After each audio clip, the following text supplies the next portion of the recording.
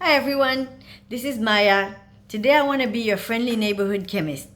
So I want to talk about vitamin C. I'm sure that everyone has been hearing about all of the debates on how much vitamin C to take, and this person thinks 200 milligram, another one recommends 1,000 milligrams or 3,000 milligrams. I don't know, okay?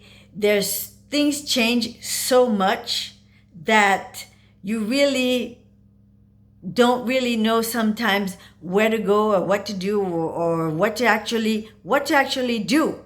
But one thing that I can be certain to tell you about today is that you always need to consider the source.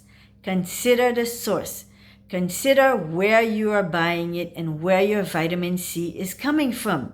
Ascorbic acid.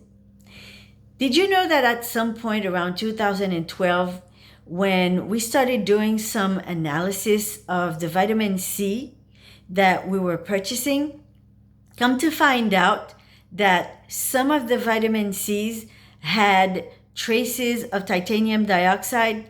Yes, if you've heard about that, you know that it's a sunscreen that should be applied either on to help your baby's butts or to help for protecting our skin against the sun. Never should it be ingested, but that's what was happening because some companies don't have the proper equipment or don't go through the longer amount of time that's needed to process and to get a pure molecule of ascorbic acid. And that makes all of the difference in the pricing. We are always looking for a bargain. But let me tell you something, the bargain might be costing you a lot more than what you thought. So always try to find out your sourcing. What I know is that some of the best vitamin C is produced in the United States and in Scotland. And that vitamin C only represents 5% of the vitamin C that's produced in the world, in America and in Scotland. I hear that there's a lot of other companies starting to come up with vitamin C that's just as good from Canada, for example, but I'll keep you aware as the more I find out.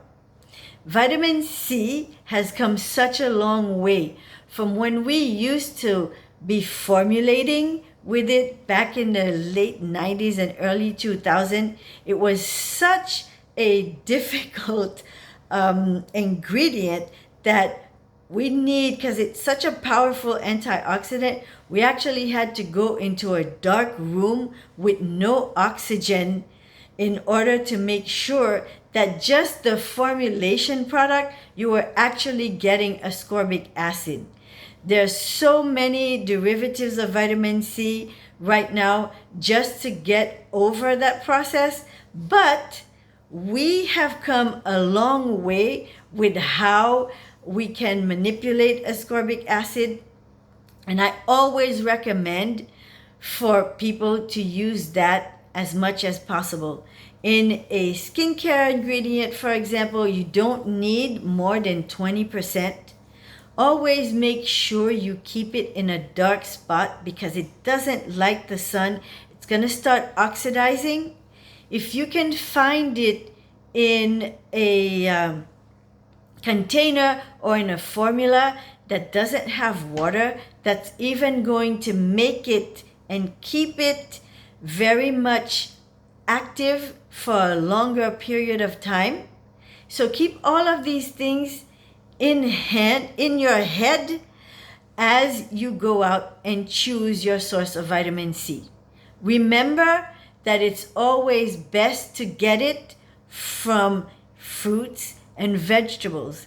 But if you're one of those people who don't eat fruits and vegetables and that you actually have to source your vitamin C from a bottle, remember, always look where it's from and ask the company where they bought it, because they should be able to tell you.